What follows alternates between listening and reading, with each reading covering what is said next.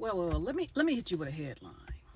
Let me hit you with a headline for the administration and the MAGA sycophants.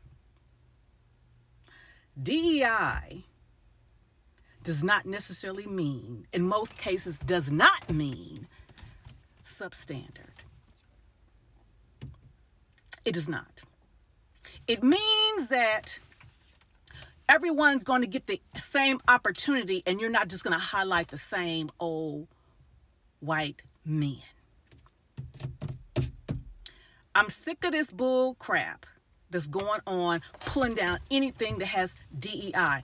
I just heard that they just took from the one of the Department of Defense websites, pulled a Congressional Medal of Honor recipient who happens to be black, who was I think a 2-time Purple Heart for defending a military installation, I think in World War II. They pulled it from the website, and when you go to it, it says DEI medal. How dare you? How dare you? Let me hit you with this. Oftentimes, people of color that were not white males or women, they were better than you. They were better than the white counterparts because they had to be. They were better, more qualified, with less resources, but more resolve. But you people, I'm talking to who I'm talking to. Instead of considering the fact, or not only considering, but acknowledging the fact that some are better than you, you would chalk it up to DEI. Let's talk about DEI, shall we? Let's talk about the SecDef who is not qualified. Let's talk about the Secretary of Education who's not qualified. Would that be considered a DEI hire? I'd say so, because the standards are definitely subpar. Wait a minute, there's more. And you and the Commander-in-Chief, sir, you got them stripping people, service members who earned these honors, and you never even served, not once. Dodged it, to my understanding.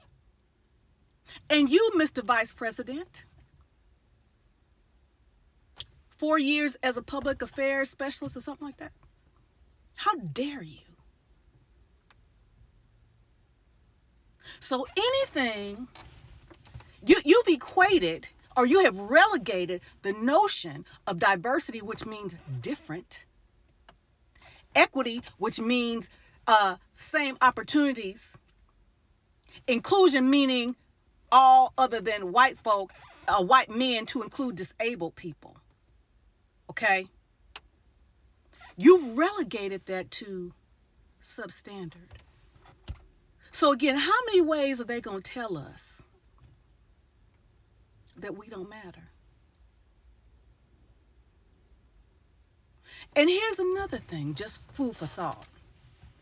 Y'all have no backbone in sitting in leadership positions. I know what I'm talking about. Because again, I've been the one on more than one occasion that told the leader they had no pants on. What are you talking about, Amy? Hold that thought.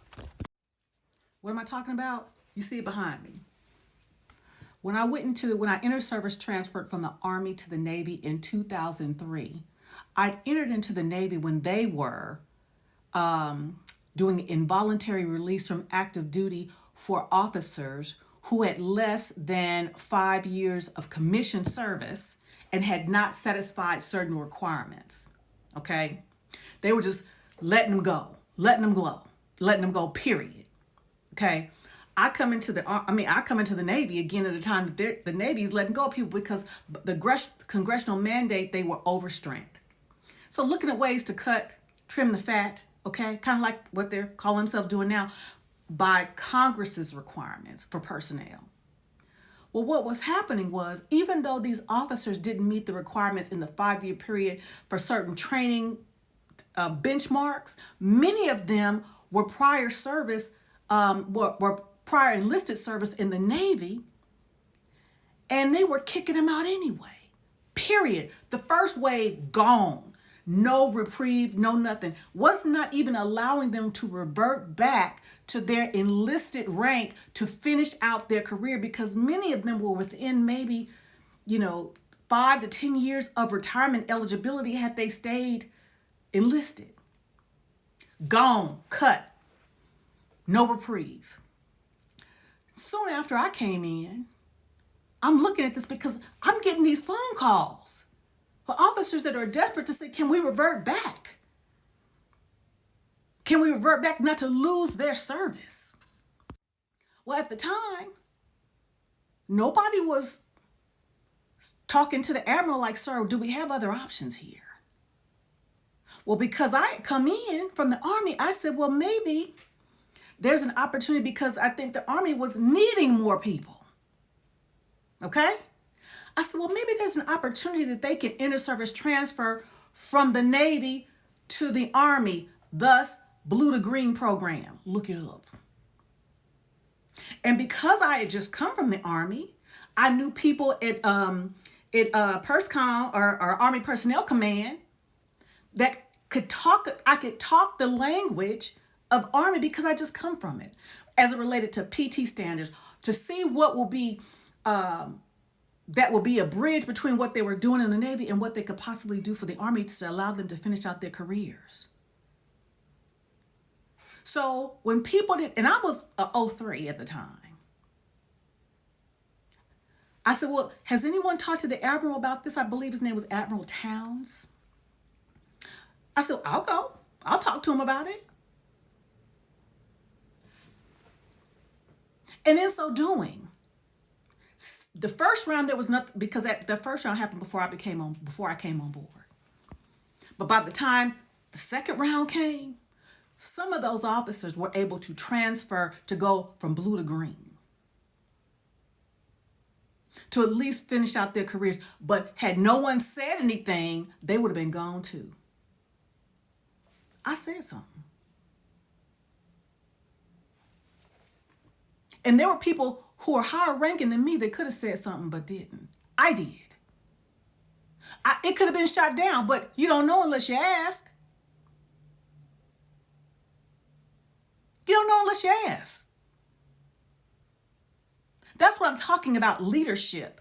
So even though the president said, okay, do this, do that, is anybody asking some clarifying questions? Is anybody pushing back on anything? Are you so damn scared, you just gonna do it, even though you know it don't make sense?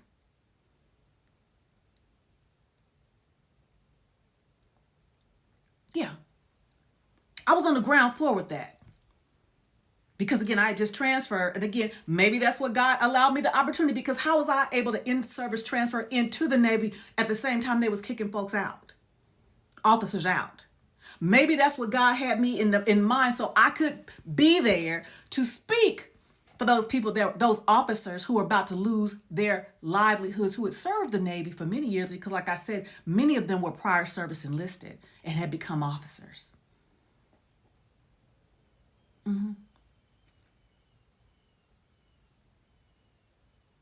These people, y'all disgust me. Y'all weak. You disgust me. You so concerned about your own, you say forget everybody else. Those are my thoughts. What are yours? Take that with you.